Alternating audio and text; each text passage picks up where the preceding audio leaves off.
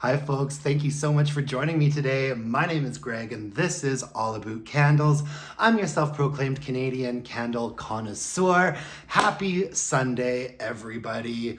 Another week has ended and the last 2 weeks have been incredibly busy for me.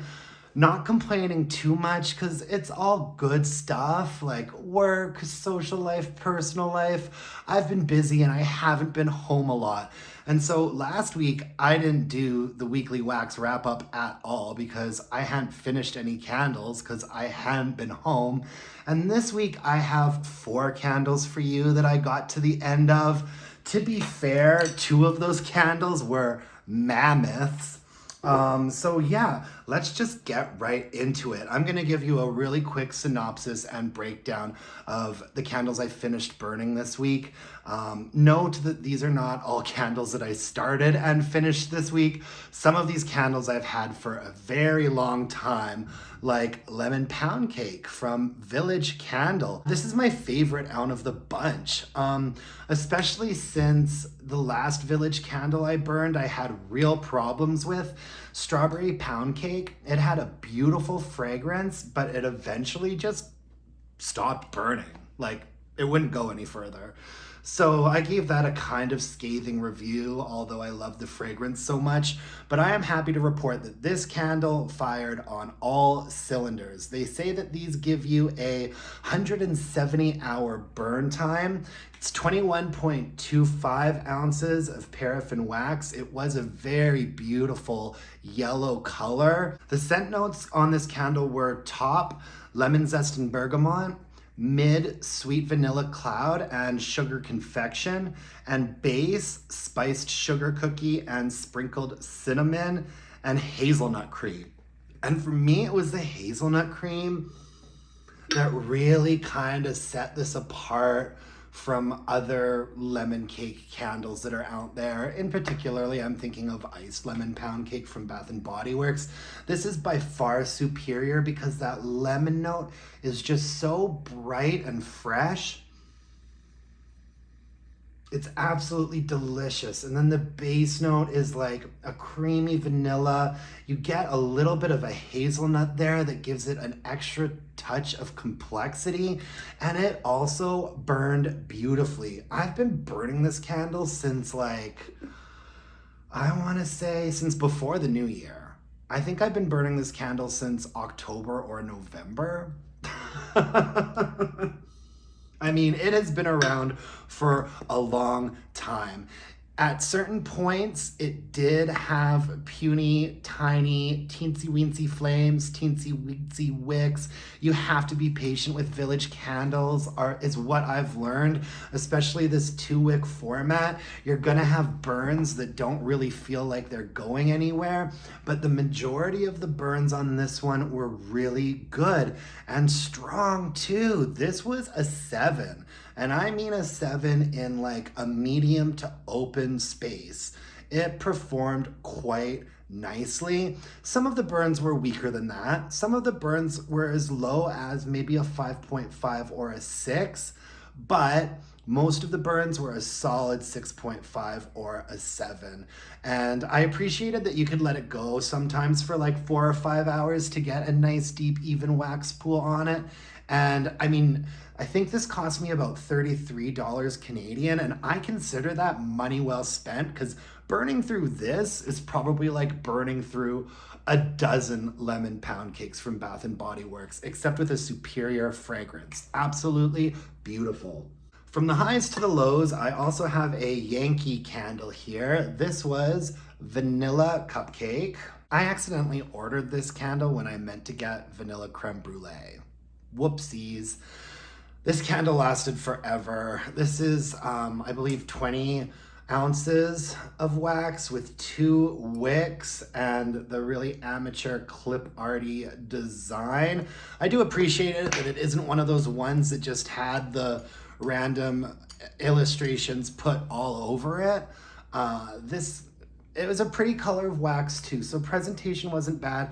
I did not like this fragrance. The scent notes are Top notes, malted sugar, vanilla icing. Mid notes, cake batter and chocolate. Base notes, vanilla bean and cocoa. It feels to me like this candle was just in an identity crisis with itself. Like, there was even a blurb on the website that said that this rich, creamy aroma of vanilla cupcakes with hints of lemon and lots of buttery icing. So we've got lemon, we've got chocolate, we've got vanilla, we've got malted sugar, we've got cake batter, vanilla icing. And what does all of that add up to? A kind of plasticky, waxy smell. You know, this candle's been around for a long time, so I know that there are people out there that like it, and shout out to you. But this for me was just not it. I mostly used it as a tandem candle, and I would burn it when I was also burning something else that was kind of vanilla or cakey or gourmand. And I also burned this candle out on my balcony for some ambiance because, oh God, it burned forever. I will say though that in good news, no blackness, no sootiness. I do think that it dudded out and had teeny tiny flames at a certain point, but it would pull through, and for the most part it had really nice, clean, strong, consistent burns. So in that respect, it did okay. I also finished up a caramel drizzle. Whew! This really blew the roof off of the place. This was a 9 for strength and throw. This is up there with pumpkin pecan waffles, Paris Cafe, candles like that. The scent notes were sugarcane crystals, melted butter, and whisk sweet cream. Oh my God, it was strong. I mean, I would have it burning in one room and it would travel over into the other room and overpower whatever other candle I had burning. Like this scent traveled and stuck around after you blew it out. At one point, I was burning this one night and I had kind of like set out my suit, my outfit for the next day. And when I left in the morning, I could smell it on me. Like it had really seeped into my clothes. I'm surprised that nobody throughout the day said to me, "You smell like caramel." It performed really well all the way down to the wick nickels. Got a little bit of discoloration at the end there, so I called it a day eventually. But overall, it was a good burner, and man, was it strong. Whew. Okay, moving on. I really loved this candle. This was First Sight. Oh, this is a gorgeous, gorgeous fragrance. I just wish it had been a little bit stronger. I feel like the strength and throw on this one was a 6 or a 6.5. If it could have gotten up there to that 7 or that 7.5 range, this would have been one of my new favorite candles. The scent notes on it are Italian bergamot, rich woods, and sugared musk. This came out as part of their wedding collection. On the female side of things, there was Dressed in White. And on the masculine side of things, there was First Sight. And I really, really liked it. It was a little bit feminine for a male fragrance or a cologne. It was released as a cologne, body wash, body cream, body spray, and I got all of those things. I just love this scent. It's got a little bit of a zestiness, a little bit of a woodiness.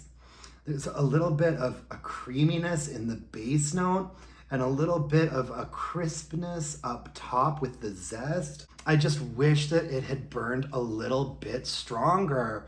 I can't say that I would recommend it because it just didn't get as strong as I would have liked it to. If it had given me a 7 or a 7.5, man, I would have bought like 4 or 5 of these.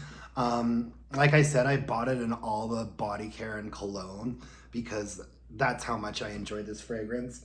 So performance-wise, it wasn't as strong as I would have liked for it to be. It was there, it was adequate, it was a nice bathroom fragrance. You could definitely get some presence out of it in a smaller space, but As far as technical performance goes, it burned beautifully. Look at how clean that wax still is. And I mean, this is right at the bottom. It didn't go any further. It was right down to the wick nickels, and it just burned cleanly and smoothly and nicely all the way from top to bottom.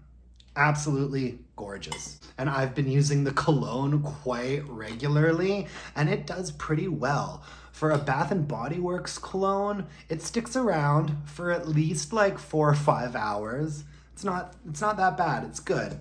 Once again, though, it would have been nice if it was just a notch higher, right? Anyways, those are the 4 candles that I finished up this week. Things are expected to slow down for me a little bit in this week. And so I'm going to hopefully return to my regular routine and spend some time at home doing what I love to do, which is reading a book and having a glass of wine and listening to Tori Amos and smelling scented candles. Thank you so much for joining me today. If you could hit me up with a like, comment, or subscribe, that would mean the world. And until next time, let's burn some candles and bitch about it. Thanks, folks. Bye.